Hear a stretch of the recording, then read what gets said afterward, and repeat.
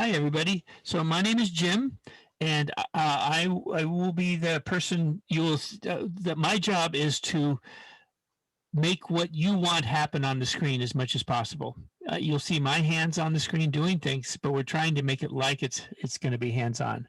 I'm a volunteer with climatechangeeducation.org, the program Climate Science, Mobile Climate Science Labs. And we are specialists in doing events, especially science festivals. But of course, with not being able to be out with the pandemic, we're now, for the first time today, looking to make it like it's a science festival as much as we can online here. So we're going to actually kind of look for your help a bit on trying to make things as like it's a science festival. So we're going to look for you to not only write in the chat. We'll even have a poll in a minute here to see about how you like to interact, but especially the kids, you're going to be welcome to let us know that you'd like to talk, to be a volunteer, to direct what's going on. And Natalie, who's with me, will we'll let you know to be unmuted a little later on, and just go ahead and unmute yourself and things. Let's see. We'll also have Adam and Luca will be a couple of our student volunteers that will be presenting today. Okay. So what I want to do again, the stress is we want it to be as interactive as it can be. This is our show the thing, and we're going to first take a look here. So Natalie, would you like to say anything about the interactiveness, or just even that people hear your voice or anything? Yeah, hi everybody. My name is Natalie and I'm a teacher, a middle school teacher, and I work with Jim in Mobile Climate Science Labs and climatechangeeducation.org. And I'm here in the chat. Luca is also in the chat, and if you put your questions there, we'll get them to Jim, like bring his attention to your questions. And then also, if you want to raise your hand and speak, you can raise your hand and wait to be called on, and we'll let you unmute yourself and speak as well in the presentation. Luca, since you're going to be up first, would you like to introduce yourself? Hi, I'm Luca and I'm in 6th grade. So I think we have two people who have very similar names here. Yeah. And for Lucas or the other person with your name like that, please, you're going to get a chance to talk today. Go ahead, Lucas. Sorry. I am a middle school student, and I will be helping Natalie and Jim present this demonstration. So Luca, I'm going to ask you a little bit here on this one. We're going to move your presentation up earlier. Would you like do you tell me, do you want to start out? Do you want me to start out? I won't do the ones you're doing, but do you want to start out with cards, or do you want to do another one first, or what would you like to see first, and who does it? And we'll do it that way. I think let's do the clocks first. Okay, and do you want to do it, or do you want me to do it? Oh wait, that just gave it away. Oops. Well, oopsies. It's okay. Do you want me to do the mysterious thing first, or do you want to do it? I'll do it. Okay. So let me get into that bit here. So this is a random disc, and we have no idea what this disc is. Hold on, wait. Sorry about that. We're going. Okay. There we are. Okay, so right now we're looking at this disc, this random mysterious disc, black disc, in visible light, which is the light that we can see with our eyes. This is a camera that sees the same light as our eyes.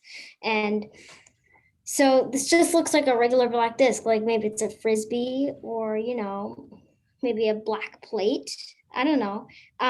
And so today we're going to be looking at how visible light, this camera, differs from a different kind of light called infrared light. So let's see what this looks like in infrared light. Okay, so are you ready? Are you ready to see what this is? Let's turn it over. It's a clock. This clock is coated with a special kind of paint that that blocks visible light from coming through, so you can't see it with your eyes. But this type of invisible light, called infrared light, can actually go through it and hit the clock face, allowing us to see it. And Jim, do you want to explain more about that? And we'll see some of this material that I'm going to call as a filter in different forms today. And it's very valuable, and it even is helpful in understanding how global warming works and how we can take action on it. A filter, what I mean by a filter is kind of what Luca was describing. It is something that lets some types of light go through and maybe bounce back through, and other kinds of light blocking. So this particular filter is absorbing or stopping the light we can see, the visible light, but is letting this particular kind of light, this shortwave infrared, through. Okay? Jim, there's a direct message to see the back of the clock. They'd like to see the back. Yeah, and that looks pretty similar whether you're looking at it in infrared or in visible light. Okay, so we'll pick another one. I'm going to keep now. I'm going to follow you more, Luca. You can hand it over to me, or you can, we can go to the one you want to do. Where would you like to go? Oh, you could explain it. Well, no, what would you like to do? I mean, I might help on explanation, but I want to go. So, where do we want to look at next? Let's see. Why about we take a look at the flashlights next? Okay. Yeah. Okay. So let's see if we we've got a couple of flashlights here, and if people are curious later why one has a red band and one has a yellow band, but these are flashlights that I'm going to turn on now. And if you can hear on I have a microphone up here, you can hear me click it on and off. So I'm clicking it on and off. But if we look at this, we're not seeing much going on here. Now you're already getting the idea. We want to see things that are invisible, and we're going to use the camera to do that. So if it is, I'm going to now take a look at the invisible camera in just a second here. There we go. And let's go ahead here to the invisible shortwave infrared, and we're seeing that the flashlights have been on all this time. Maybe if I turn them on and off, you could hear me. Can people hear that click? I want to just kind of say, can you hear me clicking that on and off? yes. Yeah, people can hear hear the clicking. Okay, good. So you see and the idea is not only do things look different, but it is possible to have different material makes this type of light. Sunlight makes both visible and shortwave infrared, and these are flashlights that make just the shortwave infrared that are going on here. We want you to really be confident that this is not a magic trick, that this is real, because it's all around us all the time. It's very influential about our lives. It changes our lives, but people don't see it because our eyes can't see it. It is invisible. So that's where I have. Now later, as we go on here, people can ask me to do anything you want with it. Think of me, be nice to me, but think of me like I'm a robot, that my job is to, you say, robot, move hand right, I want to move the way you want to do whatever you want me to do. Okay. So how about if we come up on a thing that Luca is going to present? Is that sound okay with you? Luca? Sounds good. Okay. Okay. I'm set to go with where you like to go with this. Okay, so let's look at the playing cards now. Okay. Okay, so we have these cards and they're separated into two piles. One pile has red cards and one pile has black cards. I'm sorry, I did it backwards, but red and black. Yep. Yeah, okay. So now let's turn them back over, and they look pretty normal, right? Now let's turn them back over. And keep in mind, this is a normal deck of cards. Now let's switch to infrared light. As soon as okay. Now let's switch to infrared. I'm sorry, there we are. We've got to press two buttons. Yep. Okay, so let's pick a black card. It's still pretty normal, but now let's try a red one. I wonder what people think it will look like before we flip it over. Good idea, Natalie. Does anyone want to unmute themselves or make a guess in the chat? What are you going to see when we flip the red card over? Jim's showing us the black cards. Oh, someone guessed that it would look, someone guessed that it would look like really dark. And then I see blank, gray, purple. I like the creativity there. All right, go ahead, Luca. I'm sorry for interrupting. Oh no, that's fine. It was a good question too. Okay. Now are you ready for the big reveal? Ready? Yep. Set, go. To There's nothing Julia, there. Julia was right. Julia was right. It's blank. That's because colors don't exist in the realm of infrared. Like infrared is a whole different light. There's no such thing as colors in infrared. So colors are just invisible light. So in invisible light, we can't see red because red is a color and colors don't really exist in infrared. But we can see some blacks perfectly fine because black isn't necessarily a color. Some blacks can be seen and some blacks can't be seen. And we'll talk about that a little bit later. So why is the infrared camera just in black and white and not in color?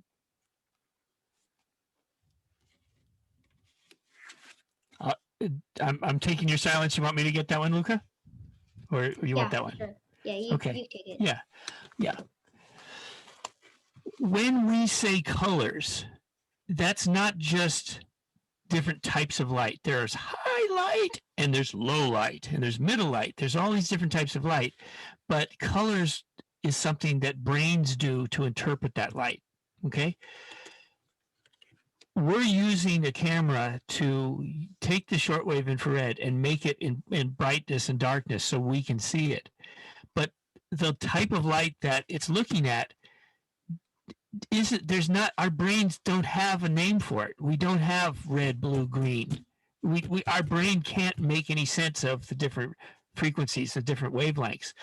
So all we can do is see it in brightness or darkness. It's real, but color is something that's only in the range that we can see.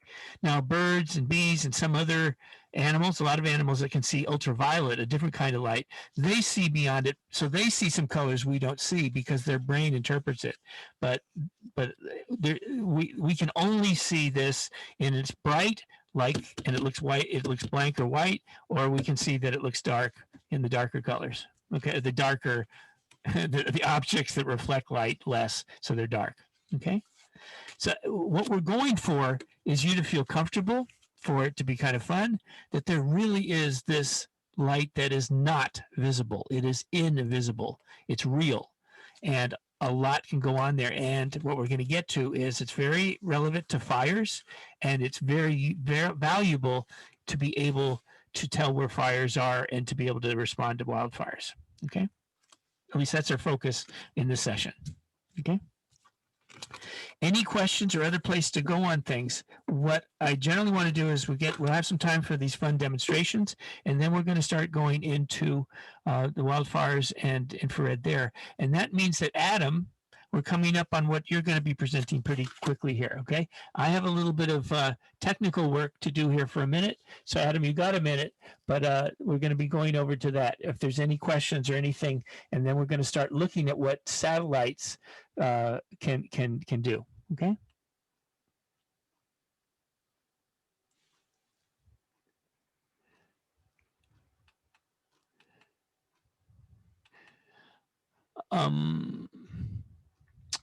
While Jim is doing that, I just want to say to everyone that if you have any questions that we can't answer today or that we don't have time to answer today, you can write to us at our email. And our email is writeus@climatechangeeducation.org. And I'm putting that in the chat right now.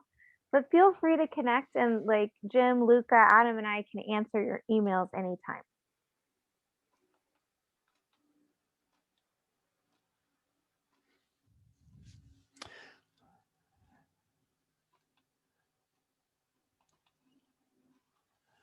Okay. So Adam, you take over as you want. And we're looking now at how satellites. Okay. The Kincaid wildfire took place in October 2019, just a few miles north of the place where we hold the North Bay Science Discovery Days. Can you spot the Kincaid fire in Sonoma County? It shows up as a black dot on the camera. As you look at the whole picture, where else do you see the wildfires? If you look closely, you'll see the blazes in Southern California, Idaho, Oregon, Utah, and even coastal Mexico. These wildfire images were taken by a satellite run by NOAA, the National Oceanic and Atmospheric Administration. Since NOAA is part of the US government, these satellite images belong to the American people and are available for public viewing and use. This particular satellite, called GOES, actually records 16 different bands of light, and the images you are seeing are from band 7, which is mid-range infrared. GOES satellite images in the mid-range infrared band 7 tend to look a little darker during the daytime and a little lighter at night, compared to normal visible light, I assume. This is because mid-range infrared is actually a combination of sunlight and radiation that the Earth emits itself. These wildfires emit more heat than most of the Earth's surface, so they stand out really brightly, especially large fires like the Kincaid. The color bar at the bottom is set by NOAA to focus on the objects and temperatures that are of most interest in their research. In this video, black is chosen for the hottest areas and the bright colors are set for the colors of clouds. Satellite images in the video cover from October 24th to October 29th in 2019.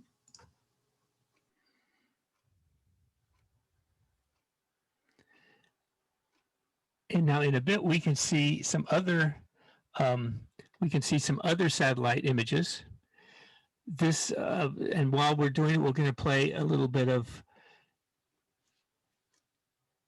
many of the people on the phone call who are in the North Bay. This is, you know, all about this in terms of you had to live with the Kincaid fire and the fires in 2020 and the fires in 2018. These are some images that also with the North Bay Science Discovery Center, how very much we're involved with the fires we are, in that where we hold the science festival is also the evacuation center during the fires. And while we were getting prepared for the 2019 wildfires, we had to close down because the fires were getting so intense that all the firefighters were coming from all over the state of California, like from San Diego in the video. They came all the way from Southern California, thousands of firefighters to work on the fires in Sonoma County in North Bay. How do we know where the firefighters should go? Where are the most serious problems? Where is it worse? Where are we doing things? We need all the tools we can get. And satellites, particularly those with infrared, are able to help quite a bit to find those fires. So that's a lot what we have that we're looking at these, that we're on looking at this. So in a minute, if we go over some questions and we'll do some things, I am going to get up some other satellite images and we can see that. But here's actually what was happening at the North Bay Science Discovery Day. When we were doing it, it got canceled. that was what happened. And what we were planning to do was demonstrations that are along the lines of what we're doing today, but about years past, and it just keeps happening, right? So we have to get really good at this. Yeah. I just wanted to point out that the satellite image that we just saw that Adam presented with, that was taken in mid-range infrared. Our cameras are a slightly different kind of infrared called shortwave infrared. So if we put our cameras on a satellite, it wouldn't be able to see the fires as good as the mid-range infrared would. And I'd like to make a statement as the coordinator for the North Bay Science Discovery Day. We in fact have decided, separate from the COVID, but because of the climate change and because of the fires, we've decided that the fall date that we have at the Sonoma County Fairground is not suitable. When we open up for a regular thing, it's going to be in the spring. And we're testing out this time as is it a good time related to other things that are going on in schools? And we think probably mid-March is going to be the North Bay Science Discovery Day from now on. So that's not firm, but that's our plan. Thanks, Don. Yeah, because we kept either getting canceled or really it was really tough with things. Luca or anyone would like to go into this, but you can see now we're using a satellite that takes 16 different parts of light and looks at them, and now we're looking at three of them. Okay. Does either Adam or Luca, you want to take a shot at helping people on what we're seeing here? And by now, if people want to have different questions, we're getting to know the different shortwave. Well, shortwave infrared is mostly sunlight. That's why you can see that it is really bright, and then when the sun sets, it gets really dark. You can still see the state lines, but those are just drawn in there. Mid-range infrared, however, is like in between. It's a combination of sunlight and earth light, which is radiation that the earth emits by itself. Long wave infrared is actually mostly earth light. So long wave infrared is when you would say, oh, it's a hot day today. That would mean there was lots of long wave infrared radiation. If you say, oh, it's very cold today, that means there's very little long infrared radiation. So that's more like heat-ish, but short and mid-band infrared are actually earth heat. They're partly sunlight, partly earth light. So actually here's a chart that helps you understand that. And sorry, look, I was slowed. I was working to get that up for you while you were talking about it. There, you got it now. So. You want to take this? No, well, you shoot, and I'll cover the stuff you didn't get. Okay then. So. Actually, can you do it? Okay. So I know there's a lot of information in this, and you can see the first part we're saying, the big curves where it's yellow and it's red, that is a way of showing what makes up sunlight. And what we want to see, I know some of this is going to be installed on your screen, but well, the first part is that you see it says half and it points to the right, and there's another half and points to the left. The point that points to the left, that's visible and a little bit of ultraviolet, UV light. That's half of sunlight. It's brightest there, but it doesn't spread out very much. Infrared spreads out a lot, and that's the other half of sun's energy includes the light like our flashlights and the lights we could see with our cards. We want people to get to know that there is a great deal of infrared, and it's even in sunlight. Okay. There's more things that are in this chart, but that's the main thing we're trying to use with this chart. Jim, can I jump in and talk about false color for a second? Of course. So when the satellite cameras detect this infrared light, what they're really detecting is like an amount of this type of light that's coming in, like exactly like individual photons. They're measuring how much. And then the scientists will use a computer program to say that, like, if there's a lot of them, we want them to use this color to represent. If there's only a few, we want to use that color. And the scientists can program the computer program to make the colors any way they want. And that's why sometimes you'll get very colorful images, even though they're measuring infrared, which is not a colorful light. It's not visible. This image that we have here now, the three, can give an idea of each type of infrared is important to know what it does. It's important to global warming. It's important to fires. It also is, if we know how to work with it in our satellites, each of them can help us do one thing that the other doesn't do so well. Okay. Now we can see why in detecting fires, the mid one, the area in that middle is the best for fires. Here's a couple of the reasons. One is that, or probably the main one, is that fires really stand out in mid IR. I'm going to do a demonstration a little bit here where you can see what fires look like in shortwave infrared, and they don't look that different than regular visible light. It doesn't jump out, and that relates to the second one. Is that if you can see on the left, the shortwave is what we're looking at with our flashlights and what we're doing on the table. Since it's sunlight, you can see right now it's turning dark. That's nighttime. So just as it gets dark in visible light at night, it gets dark in shortwave. So the other one is the satellite can't see very much at night, and fires aren't really bright enough to show up in that. But you'll see in the middle, even when it's nighttime, so it's turning nighttime again, it just changes a little bit in the middle. It's still, you can still see everything. You still see the fires, so you can watch things even at night. So that's a couple of the advantages of the middle. But there's other advantages of shortwave. I heard someone Jim, ask a question. Yeah. Yeah, a message I got from the chat. What's the difference between light and heat? Right. Okay.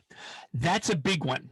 And one thing that the way we use hands-on or we use demonstrations to have people get to know science, sometimes we're going to teach it in a way that's different than other people teach it, because a lot of people who don't use actual evidence or actual cameras find that it's just too hard to have people understand it. So they try to simplify it in a way that kind of misses how it really works. I'm not saying never do that, but we first will approach things as light, and then we'll get into how heat works with it.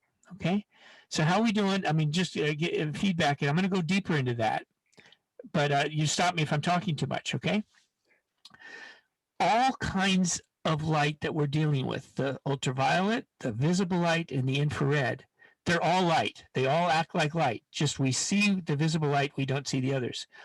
All of them, if something makes that light, it cools off when it makes it.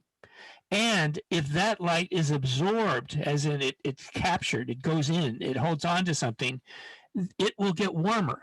So if we stand out in ultraviolet light, if we stand out in visible, if we stand out with our hand out in infrared, the sun or whatever makes that will make us warmer. It's not just infrared that does that. Visible light and ultraviolet does it too.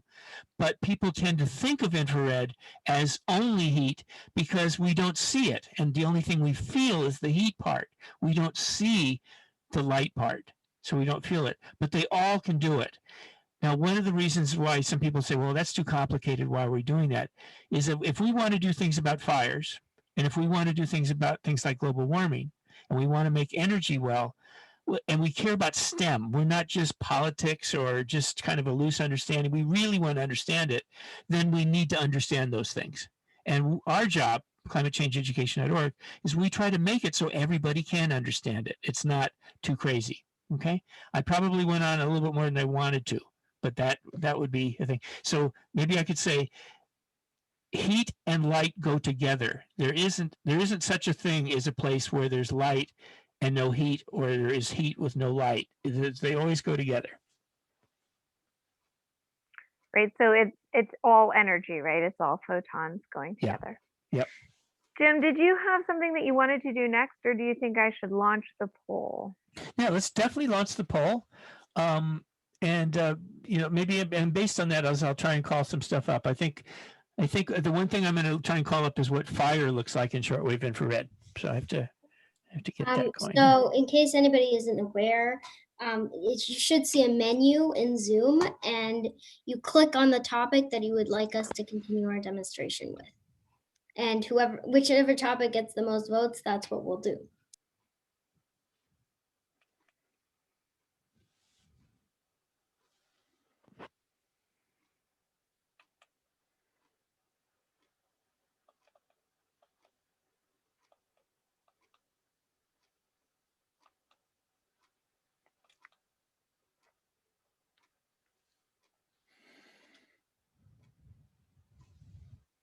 Got a lot of participation in the poll, Jim. 7 of the 10 people in the room have already participated. I think I'm one of the 10, so we're getting really close to having a decision here. If you would like to participate in the poll, I want you to go ahead and do it in the next couple of seconds, because then I'm going to close the poll. Know that our goal is to cover as much as people want. So we want to talk about what you want. It isn't one against the other. So we want to get as much in as we can, but not talk about something people don't want to hear about. Okay, I'm going to share the results. So right now you should be able to see what the voting was. 4 people picked more fun experiments and live discoveries. We also had 2 people who wanted to know more about firefighters and 2 people who wanted to know more about infrared and global warming and climate change. Okay. And maybe we can try to do all, would be that one. Okay. Would this work is what I tend to do is once we get going on something that goes at, so if we get that fun experiments is what we're going to do, that would be the main one.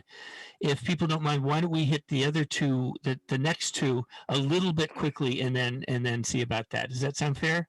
Does that sound like a good way to go about it? Sounds good. Okay. So one is I'm being a little bit selfish is I have something up on the screen. I think if people haven't, I always forget to do this. I need to remove the poll. This was just a thing of a student had done a demonstration. So we filmed it to get an idea what shortwave infrared looks, how fire looks in this kind of light. And you can see that it looks pretty similar. There are some differences if you look really closely, but it doesn't stand out that much. There are some things that firefighters use this for, which again, I can try and find a video of it's a little bit better. You might see it, you can see through the smoke a little bit better, and it's really good at looking through haze. But firefighters, they do tend to use other types of infrared a little bit more. Okay. Let's see. There would be also, then there's just the images of what we had that of, yeah, I'm hearing a question, maybe? No, I don't think so. I think that you're good, but yeah, just a comment. Someone did comment directly to me that the images looked very much the same, whether you were looking visible or infrared light. Right. Okay. So how about this one? I'm gonna say some things I could do that go with firefighters, but see if it, because I have to, because if I call something else up, then a thing on the screen that you wanted, I do have a thing of how when you're looking from the air, how the Bay Area looks, as the North Bay Area looks, but also how the shortwave infrared, those stuff that we're going to be doing the more fun demonstrations with, sees through haze or fog better than visible light. So it's kind of useful in that way. There's a demonstration of that one. Okay. So people let me know if they're interested in that. Otherwise, I'm not going to worry about it. Okay. The firefighters use a lot of thermal infrared too. And that's one that we actually do a lot of labs. The Mobile Climate Science Labs does that, but we wanted to focus on one today. So thermal infrared is another one I can get some information up on. That can see cooler things than just fire. It's good, for instance, to see if a person is trapped in a building. It's good to see if you have not really a full fire, but like embers that haven't smoldering, that there's a kind of a beginning of a fire or almost out but not out. Those are cameras. No, those are cameras that are like you saw in the satellite, where they tend to be really bright colors. We have some videos of how we use it, but there's thermal, or which is also known as long wave infrared, and they a lot of times now they'll have those cameras on their trucks. Much of it can be on the ground, it can be up in the air on planes or helicopters, and it can also be up in satellites. Okay. So how about, people do that thing, and you let me know if there's stuff that you particularly within that, how firefighters do that. We have I turned off a lot of the firefighter images in order to show you the fire one. So sorry about that. So how about on global warming? Is that we'll go to that one for a minute, and then we'll come to the fun stuff again. Yep, sounds good. Okay. Sounds good. So now Natalie and Luca, last time I kind of went into what the global warming and climate change and this has to do with it. Do you guys? I don't want to talk too much. Do you guys want to do that? And I'll step in, or I can start it. You sure. can step in. And then I'll try and find the video that goes along with whatever you're talking about. Okay. Okay. So climate change is basically when I'm sure you've all heard about greenhouse gases like carbon dioxide, methane, water vapor, etc. So these greenhouse gases trap heat. That's the version that you would hear in school, you know, in science class or something. But heat, but when you say heat, it's actually infrared light. So these so they act kind of like the filter, kind of like the black paint on the clock that we saw. So this filter, like carbon dioxide and other greenhouse gases, act as a filter. So they let sunlight in, they let visible light in, but then the visible light comes in and it warms up the earth, and then the earth releases infrared light, infrared radiation, and then the infrared radiation goes. But then the carbon dioxide and the methane don't let the infrared radiation out. So the infrared radiation becomes trapped inside the Earth's atmosphere. And that means the Earth warms up, which can cause, as we've seen, can cause many problems. I think Luca explained it really well, especially when we think of light as energy, which we know that it is. And so there's only so much energy that the Earth system can handle at a time. And if we're having more and more energy coming into the Earth system, and then it's not able to get out of the Earth system, then that is causing us, causing the Earth's climate to change. It's causing the atmosphere to be energized.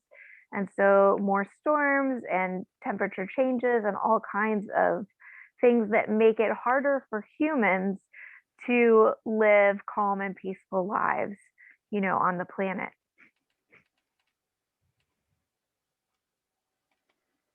I wanted to put a video on here that we can see that is, we talked about thermal or long wave infrared.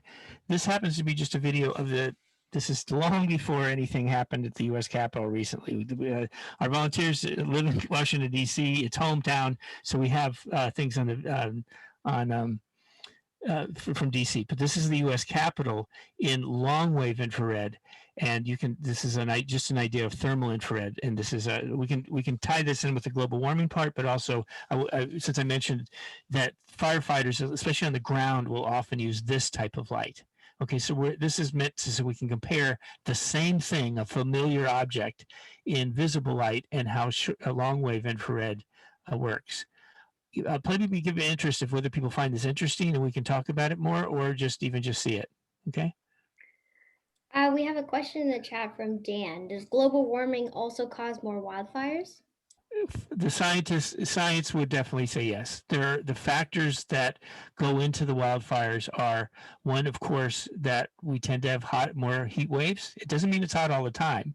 We can have colder winters, but we tend to be warmer. We have drought. We have less rain. In some parts of the world, there's more rain, but here on the California, we tend to have less rain, and so the vegetation dries out. We also have severe weather, wind. I mean, all these things are things that tend to make fire. And then last year, in 2020, we had lightning. Now in Florida, lightning, people have it all the time, and the nature and the buildings are set up for lightning. Not in California. We had all kinds of lightning.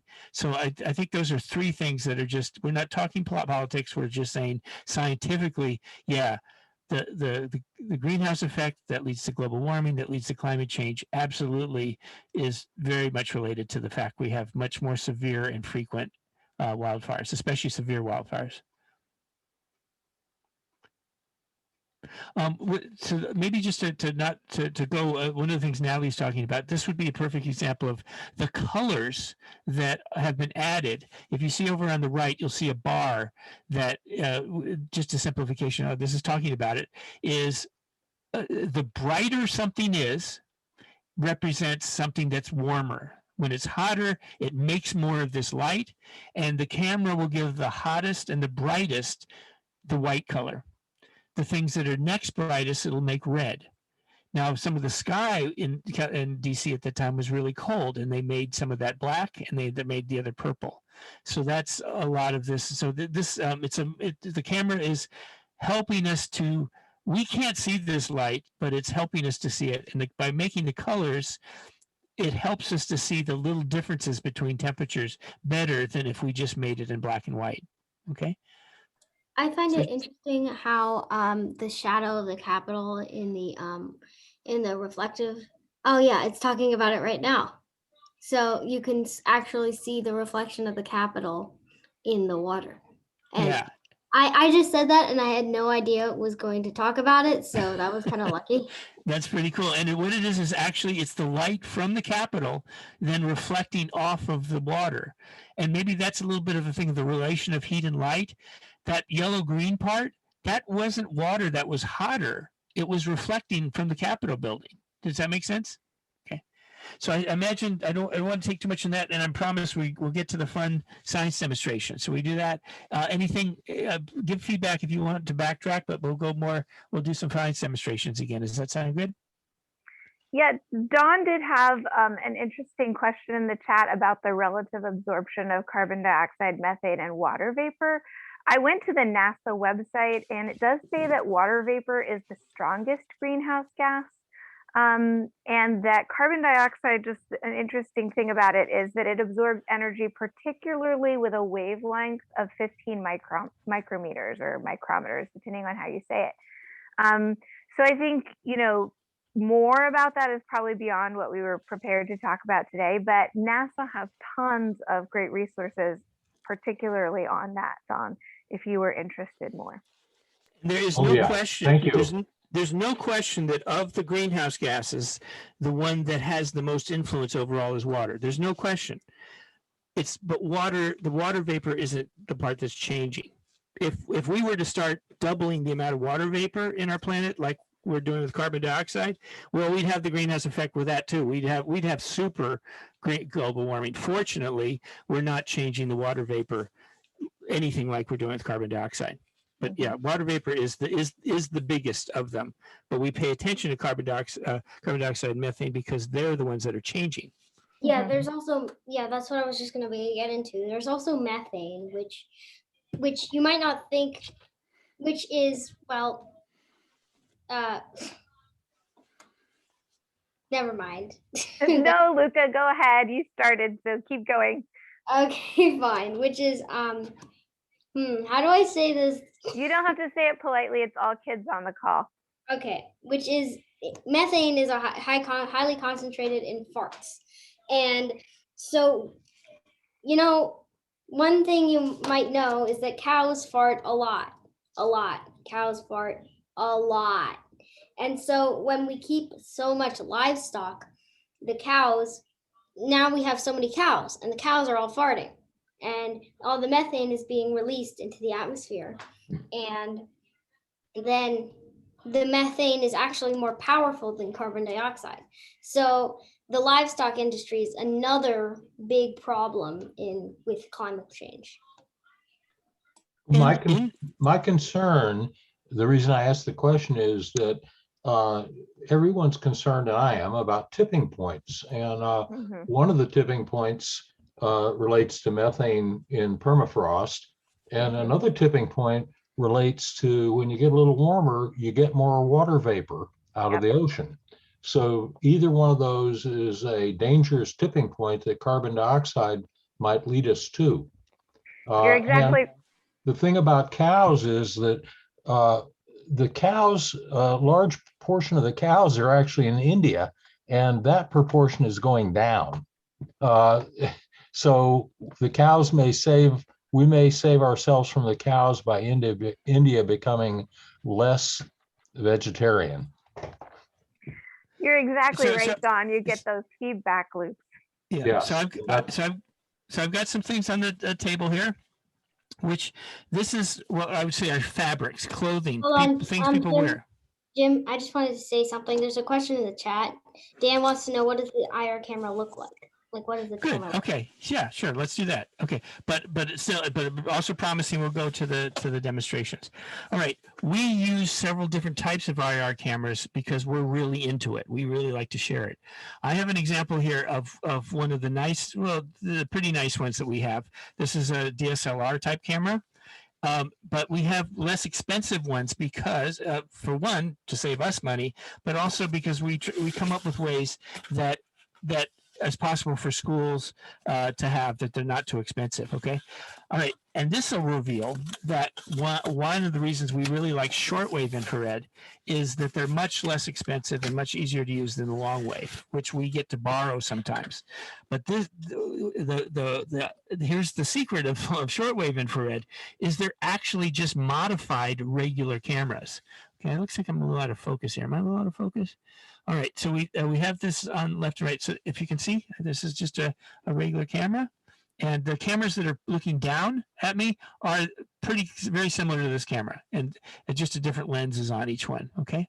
Now I'm going to show in a minute here. This is just a camcorder, and we just had another session about how we use these camcorders to save energy. This is just okay, that they're much less expensive, and they're another one to use. But here's the idea of shortwave is, and you guys tell me if I'm starting to talk crazy or talking too fast a little bit, but shortwave cameras are just modified. They're just changes that are made to regular digital cameras. Okay, all digital cameras that people use, whether it be on a phone or this kind of camera or the various phones, they have the ability to see this light built into their silicon. It's just the way silicon, the part that the sensor works, can see it. But we don't want that light getting in because it would make all our photographs and our videos look strange. It would be, that doesn't look right. I mean, you can see my tablecloth here. It's black invisible light, but it's light in shortwave infrared, so it would come out really gray. It just would look wrong. So there's a filter put on all our digital cameras. So this means all the cameras you have, this is true, they all have this filter that blocks infrared. Okay. Now, can you see how we've been looking at a filter that so far we've been looking at a filter that stops visible light but lets infrared through, right? Mm-hmm. And I was going to get a card. We have a reference point. Okay, so right, that's the filter we've been looking at. Here's a filter that you have on your cameras that don't let the infrared through but let the visible light through. So you can see pretty much that it has a little bluish tint. That's just part of how they work things out with the camera. Okay, so that's what's on most of the cameras. This camera here, let's see if I have it turned on and if I can get it here. I'm going to go, we've been looking at this camera. Now we're going to look through the camera. Yeah, now we're looking through the camera. So there is my hand. Okay, and now let's see if I can get something here. I'm going to get this reference point. Well, I'm showing a lot more of our little lab station here than I meant to, but that's the way it is. Okay, so right now we can't see the red in the card. Okay, I'm going to take the filter that I've put on. We've taken this type of filter off the inside of the camera. Okay, and we've put on a filter that stops the visible light through. I'm taking it off. I'm unscrewing it from the camera to the lens. And when we take it off, now we can see the two. Mm-hmm. Okay. And we put it on. We can go. Now I'm going to go ahead and put this on. And now it's a regular camera again. It's just in black and white. So that's our cameras have this on that stops the visible light, the infrared. Now let's see if I can do it. So I'm going to do this flashlight. Okay, the flashlight. Mm-hmm. Oh, it's working great. Okay. That's a good point to see that you can see like a tiny bit of the flashlight light just through the visible spectrum, but so much more because it's letting a little bit of visible light out of the flashlight. And I think so much more infrared light. Yeah, that's right. And Natalie, you're bringing out a wrong thing. There's right thing. There's two things that are going on. This flashlight is so bright that it's actually kind of getting past the filter. The filter isn't able to stop all of it. Right. But you're absolutely right. This has been a big problem we've worked on. This type of flashlight is exactly what you're speaking of. That it makes a little bit of visible light. So there are both things going on. You are right. Okay. So it's okay. How are we doing on answering that question of now? This is just a DSLR. A camcorder. And we have another question from Julia. Do mid and long range infrared cameras also use filters? Yes, but let's see. How's this? So one is mid range cameras in terms of like us being able to use them, they're still very expensive. Historically, they've been used mostly by the military. They might be $10,000 for a camera. They're starting to be a little bit cheaper, but people don't use them that much. Now they're legal to use, but there's not too many of them. They all use some type of filter. It's what is the lens, the part that lets the light in. They all use a filter in one way or another to do that. Long wave infrared, yes, they have that, and that's a lot why they're expensive. Is they're not using glass. They're using a very special combination of rare elements to make. It's like what are they even called? They have initials, and I have to think, but like iridium is. I mean, there's all these gallium, which isn't all that odd, but they use it is not your typical glass at all that goes into it. I hope I did that. But I wanted to give you the idea, because part of the idea is that we're not doing this so we're the only ones. We want you to know that it is possible to work with cameras. And one of the things about the camcorders is it is not terribly expensive to buy them with that filter removed. Or in this case, what it does is it inside this camera, it has the filter, and you press a button and it just swings out the filter, and then it swings it back in. So those are basically, if you see a camcorder that says night vision, that's what it does. It's taking this out and letting it all see that. We do one thing though more, is that we then we put onto the front of the camera the type of filter that blocks the visible light.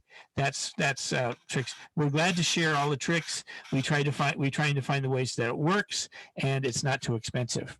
Okay, I think I pretty well covered that one. 3 minutes and then our time is up. We're just at the end of our session. So Luca and Natalie, you know some of the fun things that we can do. Maybe come up with one. Should we do do we have time to do the dry erase markers? Yeah. Yeah, that's exactly what I was thinking. Okay, good. So just give me a second. I don't want to break any of my fairly expensive lenses and things, but I think I'm very careful. So how about we go over here and we'll there we That's are. perfect. We can see it. Okay, Yep. so Luca, you tell me what to do here, or you encourage other people to see this. You know the drill. So Jim has a bunch of dry erase markers, and he has the dry erase board. Now, anybody in the chat, you guys can write which color do you want him to try, and what do you think it will look like on the board. So he's going to write a word, and then in a specific color, and then we'll see what it looks like in infrared. So does anybody have any suggestions about which color we should use? Okay, Dan says red, so let's try red. Right. Okay, we can't see red. We already tried that. We can't see red because remember the cards. Red isn't visible in infrared. So now, does anybody have any other color suggestions?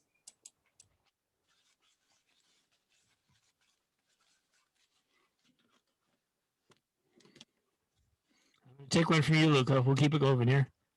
Okay, let's try green.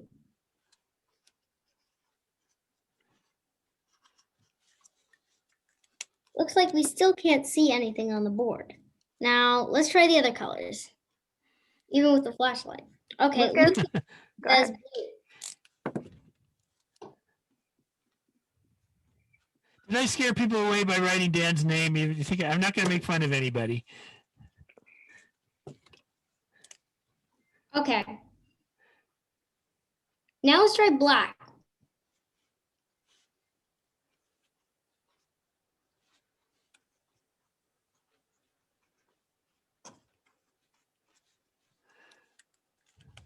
Now we can actually see the black. Well, that's because some blacks can actually be seen in infrared light that are made of carbon. Some blacks are made of plant materials, and those tend to not show up in infrared, but some blacks are made of carbon, which So Luca, this is Don. Why don't you write the end, because we're going to close in 4 seconds. Okay. The end. Thank you, everybody. Thank Thanks, you. everybody. This is great. Thanks, Absolutely Adam. great. Thanks, Luca.